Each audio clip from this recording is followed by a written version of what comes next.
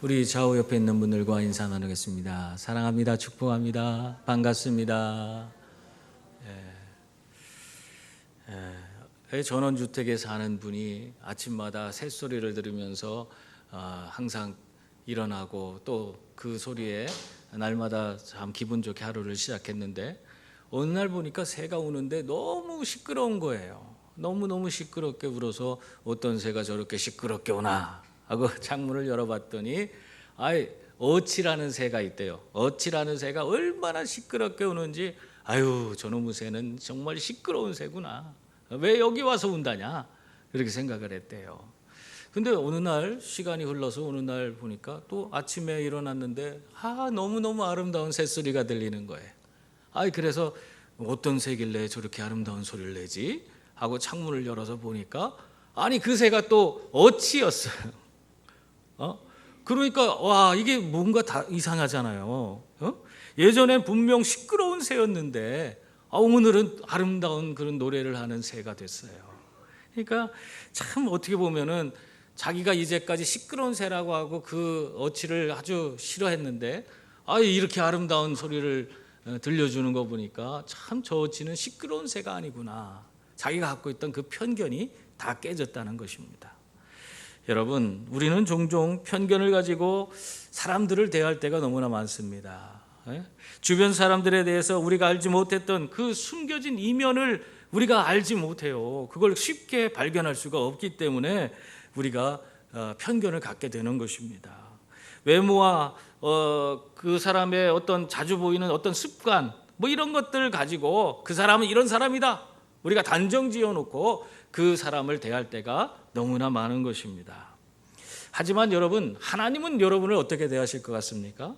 하나님은 우리처럼 외모와 그 사람의 몇 마디 그 하는 행동 몇 가지만 보고 그 사람에 대해서 평가하시고 그 사람의 전부라고 생각하고 그렇게 대하실까요? 그렇지 않습니다. 하나님께서는 우리의 외모를 보시는 분이 아니라, 성경은 분명히 말하고 있어요, 우리의 중심을 보시는 분이에요. 한 남자가 예배 중에 모자를 쓰고 있는 거예요. 그러니까 이 목사님께서 그 예배할 때 모자 쓰고 예배 드리는 게 너무 보기 안 좋았어요. 그래서 마음이 너무 불편했어. 그래서 예배가 다 마친 후에 그분을 찾아갔습니다. 그래서 예배 중에는 모자를 벗고 하는 게 좋지 않을까요? 그렇게 이야기했어요. 그랬더니 이분이 대뜸 하는 소리가, 목사님은 예배 중에 안경 쓰고 계시잖아요. 안경 벗으면 안 될까요? 그러는 거예요.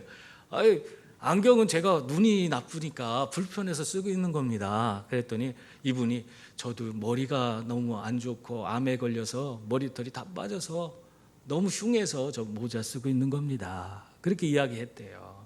그러니까 자기의 목사님은 그런 생각을 갖고 못한 거잖아요. 그냥 바라볼 때 예배 드릴 때는 모자 벗고 드리는 게 좋다, 그런 생각을 갖고 있기 때문에 그냥 그것이 보기 안 좋고 마음이 불편했던 거예요. 근데 그 속사정을 하니까 어때요? 자기가 그렇게 오해한 것이 부끄러운 거예요.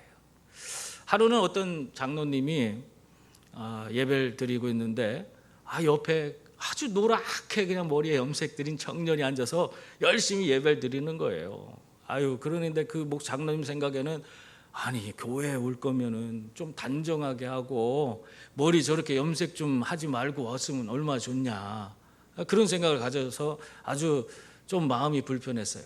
근데 예배 마치고 나서 이 장로님이 또 그 청년을 찾아갔어요, 정말. 그래갖고는 머리 좀 단정하게 하고 오면 안 되냐 그랬더니, 뭐가 문제가 되는 겁니까? 장로님은 염색 안 하세요? 그렇게 묻더래요. 그래서 나도 하지. 근데 머리가 백발이 되다 보니까 그거 가리려고 검정색으로 검은색으로 염색한다. 그랬더니 저도 마찬가지예요. 저도 이게 노란색 염색이 필요하기 때문에 염색하는 겁니다. 제가 하는 일이 젊은이들을 상대로 하는 그런 사업을 하고 있는데, 제가 그들과 가까이 하려고, 청년들과 가까이 하기 위해서 제가 머리를 이렇게 염색하고 이렇게 있는 것입니다, 그렇게 이야기를 했다고 합니다. 이 장로님이 정말 할 말이 없어졌어요. 자기의 생각, 정말 어떻게 보면 좀 짧은 생각으로 그 청년을 판단했기 때문에 그렇게 불편한 마음을 가졌던 겁니다. 여러분은 이런 상황이 주어졌을 때 어떤 생각을 갖고 계십니까? 여러분들도 나름대로 다 생각이 있을 거 아니에요. 예전에 제가 청년부를 담당하면서 목회하고 있을 때에 제 청년들 예배 가운데에 갑자기 노란 머리 하나가 딱 들어온 거예요.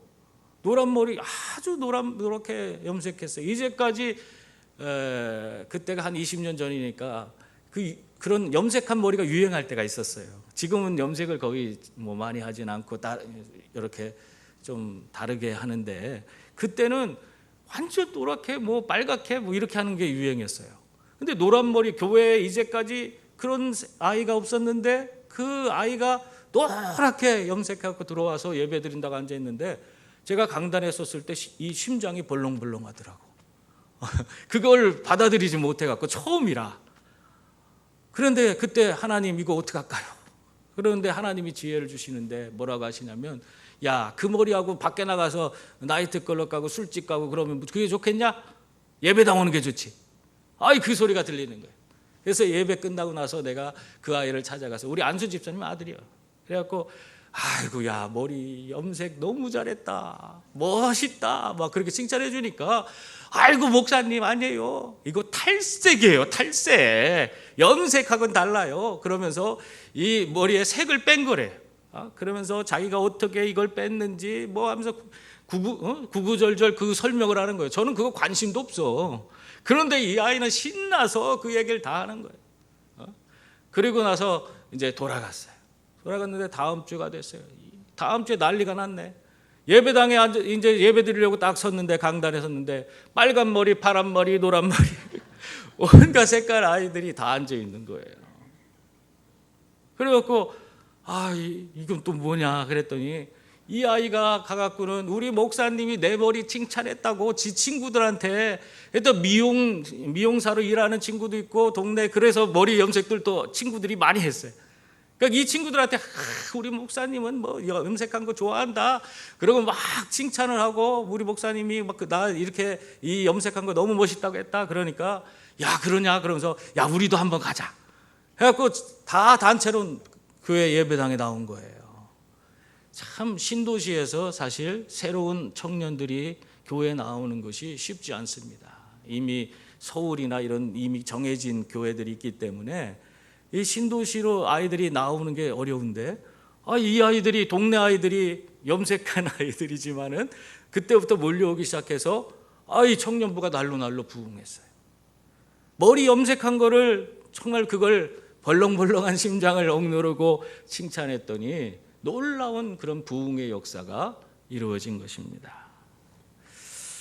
여러분, 하나님은 요한복음 7장 24절에 보면은 외모로 판단하지 마라, 공의롭게 판단하라, 그렇게 말씀하고 있습니다.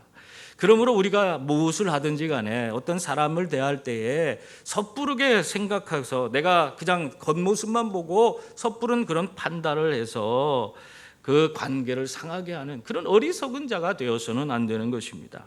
하나님의 말씀대로 외모가 아닌 중심을 보고 우리가 좋은 관계를 맺어갈 수 있는 그런 성도들이 다 될 수 있기를 바랍니다. 우리가 편견에 빠져서는 그런 관계가 이루어지잖아요. 편견 가운데 남을 판단하고 편견을 가지고 대하다 보면은 모든 것들이 다 어그러지게 되어 있는 것입니다. 여러분, 하나님께서는 모든 것을 합력하여 선을 이루시는 분이신 줄 믿습니다. 우리가 다양한 그런 모습을 지니고 있는 그런 상태가 오히려 하나님의 교회를 더 건강하게 만드는 그런 비결인 줄 믿습니다. 오늘 말씀 보면은 이방인들을 바라보면서 편견에 사로잡혀서 남을 판단하는 그런 사람들이 나오고 있습니다. 이 사람들이 누구냐면 유대인들이에요. 바울은 오늘 말씀을 통해서 이 남을 판단하는 그 유대인들에게 결국 너희들의 그 판단을 통해서 너희들이 심판을 받게 될 것이다, 그렇게 말씀하고 있습니다. 여러분, 우리도 마찬가지예요. 이거는 유대인들에게만 국한된 것이 아니라 오늘날 우리들도 남 얘기 좋아하고 그냥 섣부르게 판단하면서 온갖 있지도 않은 그런 말을 지어내고 그냥 이야기하는 그런 사람들에게 오늘 동일하게 주어지는 거예요. 하나님의 심판이 그들에게도 있다 하는 말씀을 하고 있는 것입니다. 하나님은 어제나 오늘이나 영원토록 변함없으신 분이에요. 하나님이 이 시대에 그렇게 남을 판단하는 자들, 그들에게 심판이 있다고 하면 오늘도 마찬가지예요. 남 얘기하고 남을 판단하고 그렇게 행하는 사람들, 그 사람들 오늘에도 하나님의 심판이 그들에게 주어지게 되는 것입니다.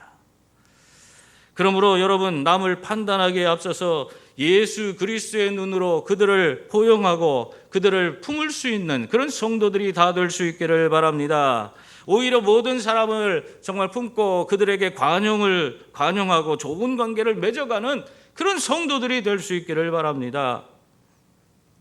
이렇게 우리가 좋은 관계, 좋은 그런 사람들을 품고 포용하는 그런 사람이 되기 위해서는 우리가 해야 할 일이 있습니다. 그것은 뭐냐면 오늘 보면은 말씀해 보면은 남을 판단하는 것이 바로 그것으로 나도 판단을 받게 된다는 사실입니다. 이것을 기억해야 됩니다. 1절 말씀 보세요. 거기 보면 그러므로 남을 판단하는 사람아 누구를 막론하고 내가 핑계하지 못할 것은 남을 판단하는 것으로 내가 너를 정죄함이니 판단하는 내가 같은 일을 행함이니라. 그렇게 말씀하고 있습니다. 이 유대인들이죠. 유대인들이 이러한 판단, 남을 판단하고 있는데 그 판단으로 너가 정죄를 받을 것이다. 그 말을 하고 있습니다. 그리고 너희가 그렇게 정죄하는 그 짓을 너도 하고 있다. 그 죄를 너도 짓고 있다. 그렇게 말하고 있어요. 이 유대인들은요, 그럼에도 불구하고 남은 비판하되 자기는 비판하지 않습니다. 왜냐하면 자신들은 아브라함의 자손이에요. 하나님이 선택한 백성이에요. 그렇기 때문에 자기들은 이런 죄로부터 자유하고 자기들은 얼마든지 의로운 자가 되어서 구원받고 하나님 앞에 우리가 나아가게 된다. 그리고 우리는 너희들과는 다르다. 이런 생각을 갖고 있었던 그런 사람들입니다. 그런데 그럼에도 불구하고 이들은요, 아브라함의 자손이라는 걸 그렇게 자부하면서도 실제적인 그들의 삶의 모습을 보면은 그들은 어떻게 살았어요? 이방인들이나 유대인들이나 똑같아요. 그냥 죄 짓고 사는 거예요. 지들이 하고 싶은 대로 하고 그렇게 수많은 그런 자기들이 손가락질하는 죄를 자기들도 지으면서 그거에 대해서는 아무 말도 하지 않으면서 남이 짓는 죄에 대해서 그것만 그냥 판단하면서 살았던 그런 모습을 보이고 있었던 것입니다. 한마디로 말하면 자기 눈에 있는 들보는 보지 못하고 남의 눈에 있는 티만 바라보는 그런 사람이에요. 여러분, 그런 사람이 오늘날에도 많아요. 여러분, 교회 안에는 없을 것 같아요. 교회 안에도 많아요. 맨날 그런 잔소리만 하고 앉았어.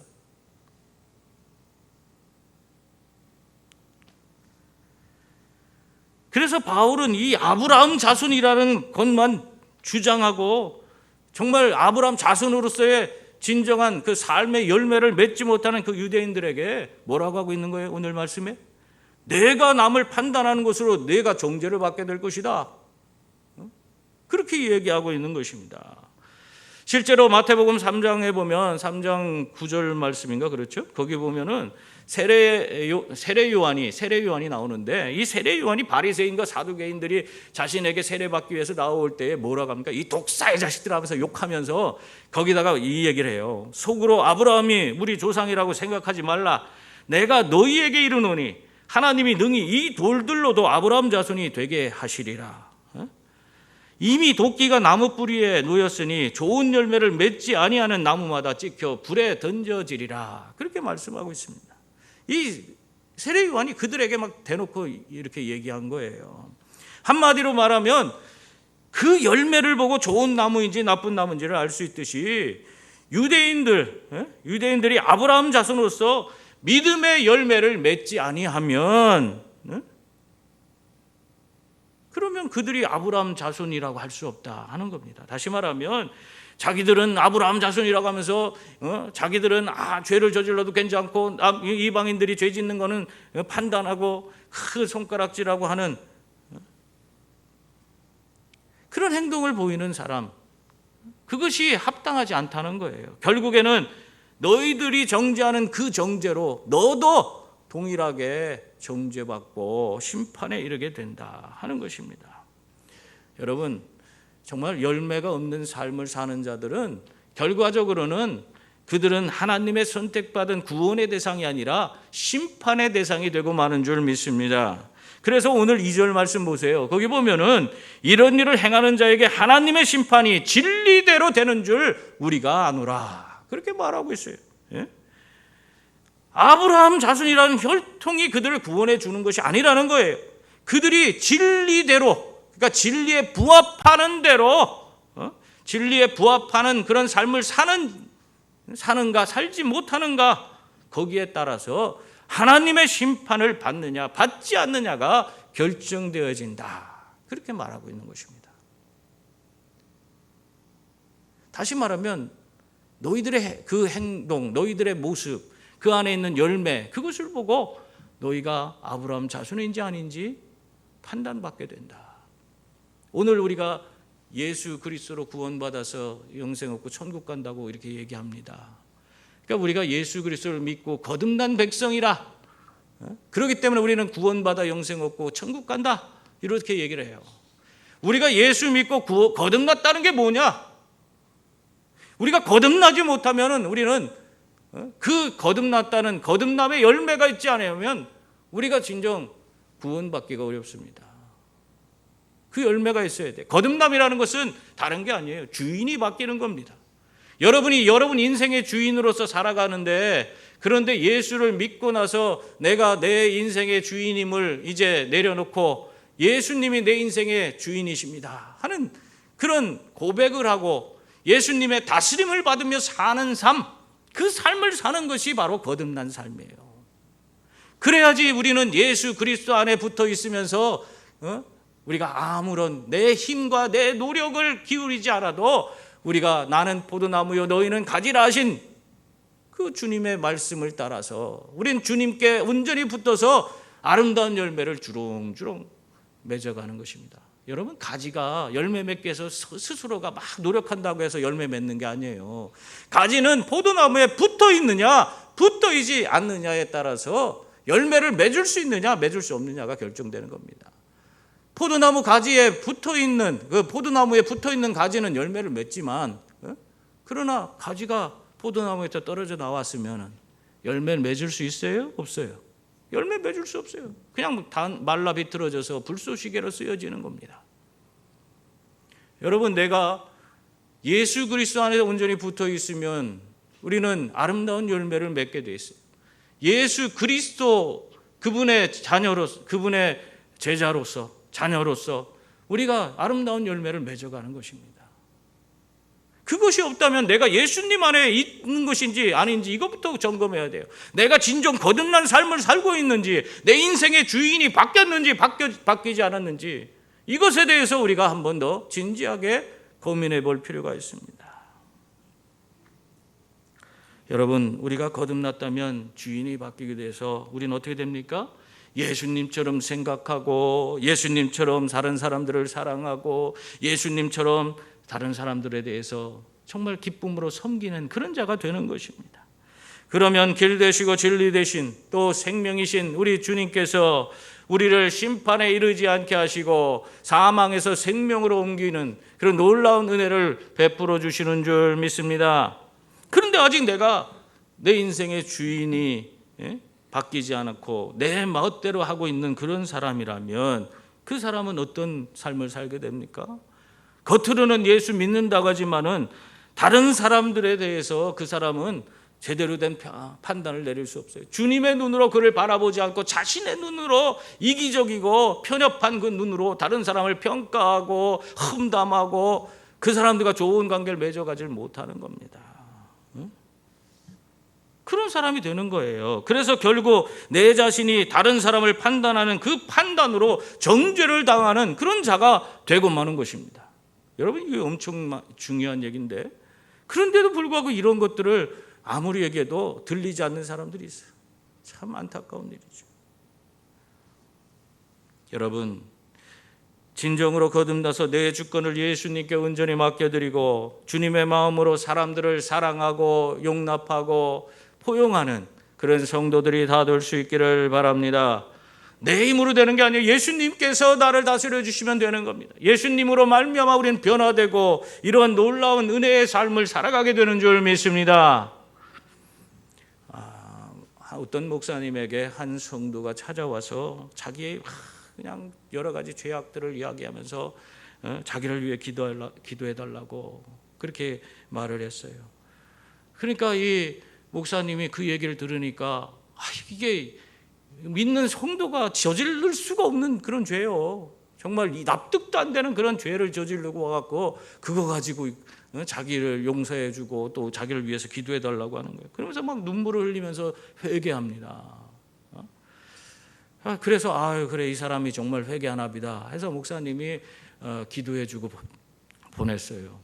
근데 그 다음 주가 됐는데 또 이 사람이 나와서 똑같은 죄를 짓고는 와갖고는 또 자기는 이 죄인이라고 하면서 눈물을 흘리고 자기 회개한다고 자기 기도해달라고 자기를 위해서 그러니까 그래 그럴 수 있지 쉽게 우리의 잘못이 쉽게 고쳐지나 그래서 또 기도해주고 보냈어요. 그랬는데 이 성도가 또 오는 거예요. 또 똑같은 짓을 또 하고 와서 또 계속 그러는 거예요. 그래서 이 사람이 회개를 제대로 하는 건지 목사님 생각에 그 생각이 드는 거예요. 이 사람이 정말 회개할 마음이 있는 건지 돌이키려고 무슨 그 죄를 해서 돌이키려고 얼마나 노력이나 좀 하고 있는 건지 그런 이 사람이 정말 회개하는 것이 진정성이 있는 회개인지 이런 것이 의문이 드는 거예요. 그 순간에 하나님이 목사님에게 임하셔서 말씀하셨대요. 뭐라고 했냐면 내가 그 성도를 위해 그 성도의 죄를 위해 피를 흘린 것이다. 그렇게 이야기하시더래요. 이 목사님은 그 소리에 그때 너무 큰 깨달음을 얻었다는 거예요. 맞습니다, 주님. 섣불리 내가 판단하지 않고 주님의 심정으로 양을 돌보는 목자가 되겠습니다. 지금 이 사람이 반복해서 죄를 짓고 그걸 회개하니까 그게 저 사람이 진정성 있는 회개인가 그런 자기 나름대로 판단을 가지고 섣불리 그걸 판단하려고 했는데 하나님은 그게 아니라는 거예요. 내가 그 사람의 그 죄를 위해서 내가 피를 흘렸다. 성경은 뭐라고 하고 있어요? 70번씩 7번이라도 용서해 주라. 그렇게 말씀하잖아요. 그게 주님의 마음이에요. 잘못된 생각, 온전치 않은 생각 하나님께서 바로잡아 주십니다.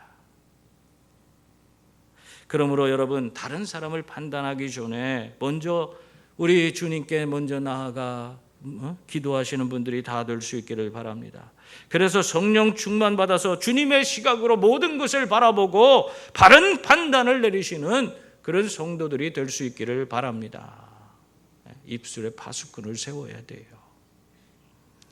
또한 남을 판단하는 자는 하나님의 인도하심을 깨닫지 못하는 그런 삶을 살게 됩니다. 그걸 알아야 돼요.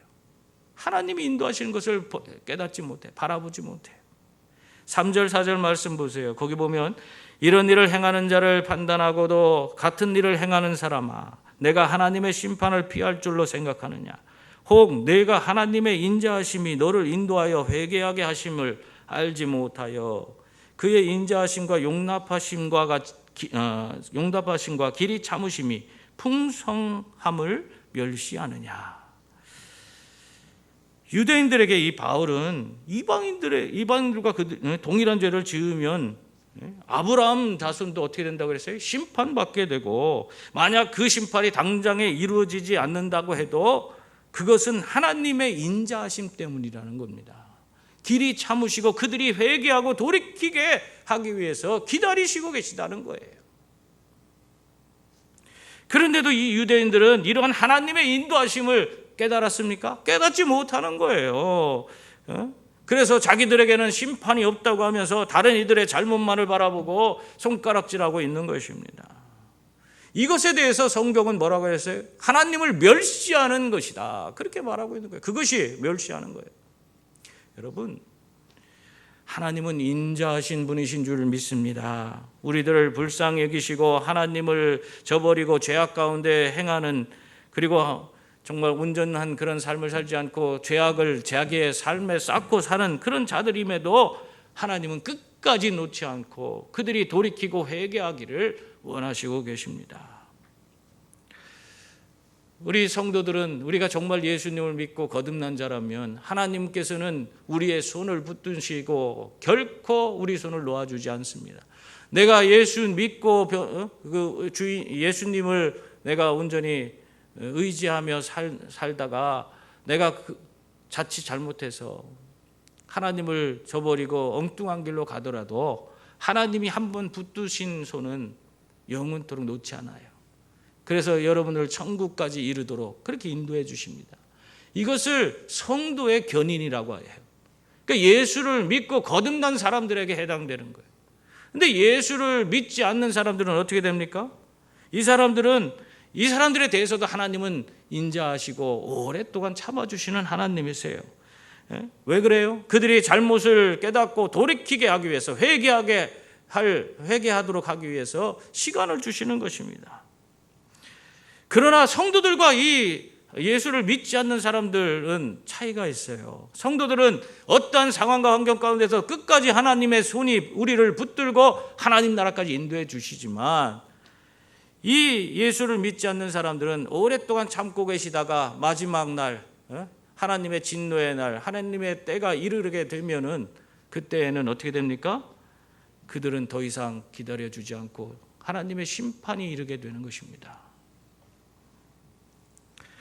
여러분, 그런데도 이방인들을 정죄하며 판단하는 이 유대인들, 하나님의 은혜를 모르고 자신들에게는 하나님의 심판이 없다고 하면서 회개하지 않고 오히려 더 깊은 독선에 빠져서 심판의 길로 나아가는 이 어리석은 자들, 참 답답한 일이죠.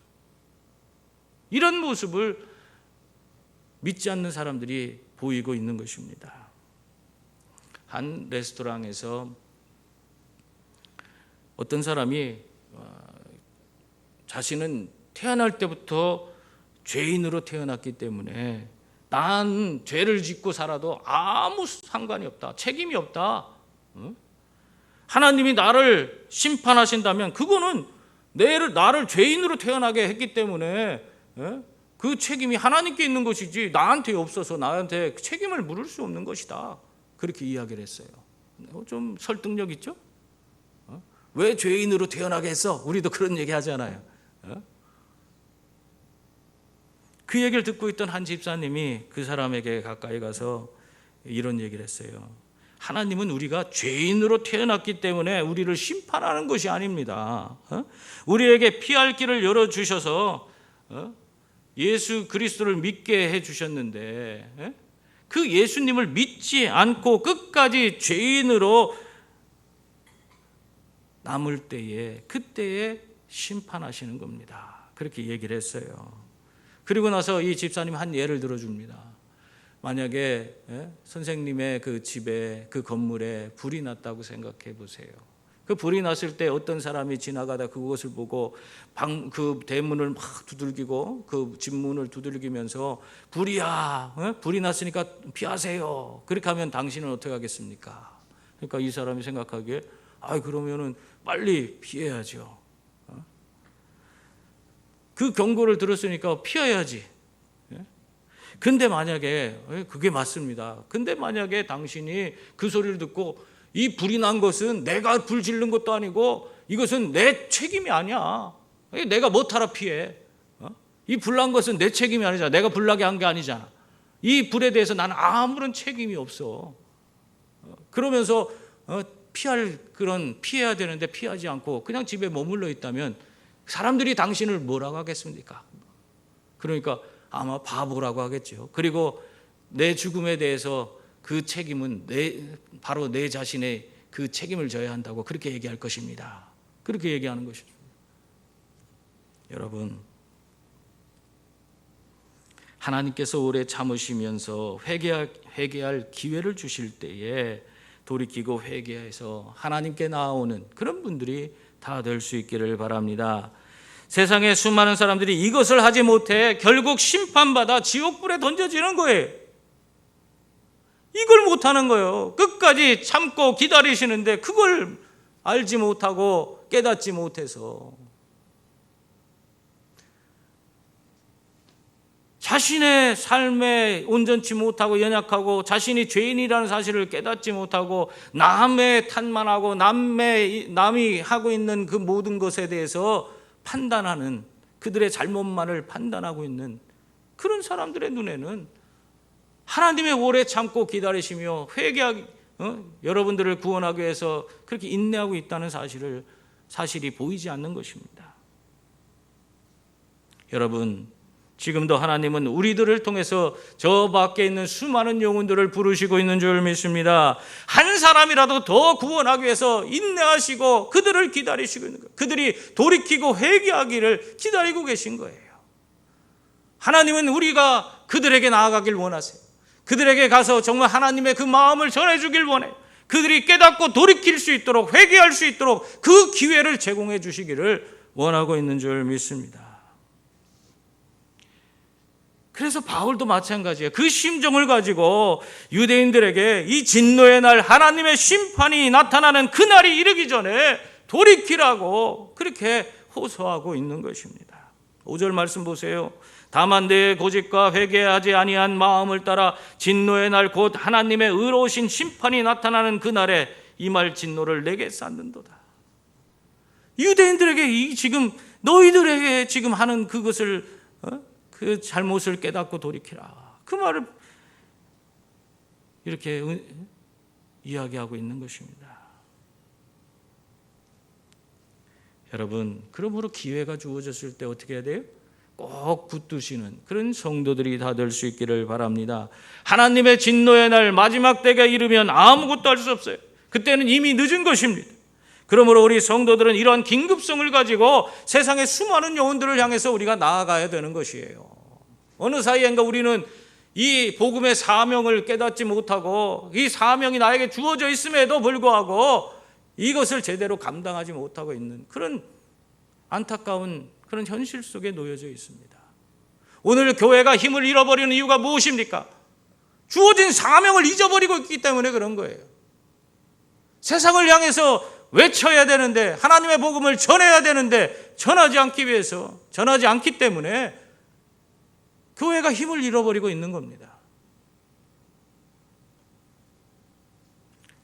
사랑하는 성도님들, 어떤 사람이 호랑이에 쫓겨서 도망치다가 벼랑 끝에 다다랐습니다. 거기에서 이 벼랑 끝에서 뛰어내리면은 다쳐서 죽을 수도 있을 것 같고, 그렇다고 가만히 있자니 호랑이한테 뜯겨 죽일 것 같고, 어느 게 더 나을까 생각하다가 호랑이한테 물어 뜯겨 죽는 건 너무 끔찍한 것 같아서 에라 모르겠다. 그래서 벼랑 끝에서 뛰어내렸어요. 그러다가 가까스로 어떤 나뭇가지에 걸려서 살게 됐는데, 그 나뭇가지에 붙들고 있는데 아래를 바라보니까 아래에 자기가 떨어질 것만 기다리고 있는 늑대 무리가 보이는 거예요. 아이고, 이거 얼른 떨어지면 잡아먹으려고 자기를 쳐다보고 있는 거예요. 그래서 절대 떨어지면 안 되지 하고 나뭇가지를 그냥 콕 움켜쥐고 있는데, 그 나뭇가지에 갑자기 흰쥐 한 마리가 나오는 거예요. 그리고 나뭇가지를 갉아먹네. 그러다가 쏙 들어가. 좀 있다가는 검은 쥐가 나와서 또 갉아먹고, 이거 어떻게 굉장히 난감했어요. 그러고 그런 위기 상황이 있는데, 그런데도 주변을 둘러다 보니까 어떻게 살아볼까 하고 둘러보다 보니까 앞에 꿀통이 하나 있네. 꿀통이 달려있는 게 보였어요. 저거 손 뻗으면 닿게 생겼어. 그래서 손을 뻗어서 꿀 입에 넣어서 맛을 보니까 너무너무 단 거예요. 지금 죽을 위기인데 쥐가 나서 나무 가지를 갉아먹고 있고, 아래는 늑대가 지금 자기가 떨어지기만 기다리고 있고, 이런 상황인데 꿀이 너무 달아서 지금 자기가 어떤 상황에 있는지를 다 잊어버렸어요. 여러분, 이것이 사람들이 사는 모습을 은유적으로 표현하는 겁니다. 여기 검은쥐, 흰쥐는 낮과 밤을 의미해요. 우리 인생은 언제 우리가 모든 것을 다 정리하고 하나님 나라에 가는지 우리는 알지 못합니다. 도적같이 그날이 임한다고 그렇게 말하고 있어요. 저도 보니까 어느 사이엔가 내가 아직도 20대 청년 같은데 그런 생각을 가지고 살아요, 지금도. 그런데 50대 중반이 돼버렸네. 순식간에 나이를 먹어버렸어. 내가 어떻게 이렇게 금방 나이 먹었나, 이런 생각이 들어요. 여기 계신 분들은 그런 생각 들 거예요. 어느새 그냥 80세가 됐어, 그죠? 여러분, 인생은 잠깐이에요. 이 잠깐의 인생이 끝난 후에 우리가 죄를 회개하지 않고 자기를 돌아보지 않는 사람은 결국에 심판받아서 지옥불에 던져지는 것입니다. 그런데도 불구하고 세상 사람들은 그걸 알지 못하고 그런 자신의 운명을, 지금 긴박한 그런 운명에 처해 있다는 사실을 깨닫지 못하고 세상에 꿀을 빨아먹냐고 정신이 다 거기에, 꿀을 빨아먹냐고 그냥 거기에 다 정신을 쏟고 있는 거예요. 세상에 돈에 대한 욕심, 권세에 대한 욕심, 정욕에 대한 욕심, 이런 걸 가지고 그냥 그걸 꿀맛이라 여기면서 그걸 빨아먹고 있어요. 여러분, 언제 죽을지도 모르면서 그러고 있는 거예요. 여러분, 이런 어리석은 삶을 살아가는 그런 사람이 되어서는 안 됩니다. 오히려 우리 성도들은 이렇게 남을 판단하며 자신을 죽음 가운데로 몰아넣고 있는 이런 사람을 불쌍히 여기고 그들에게 더 적극적으로 찾아가서 그들의 죄를 깨닫게 하고 그들이 돌이킬 수 있는, 회개할 수 있는 기회를 제공해 주는 그런 분들이 다 될 수 있기를 바랍니다. 그래서 그들의 삶도 정말 하나님의 은혜 가운데서 예수 믿고 구원받아서 정말 구원과 영생과 천국을 누릴 수 있도록 그렇게 철저히 세상을 섬기고 세상 가운데에서 수많은 영혼들을 구원하는 그 일에 쓰임받는 우리 성도들이 다 될 수 있기를 주님의 이름으로 축원합니다.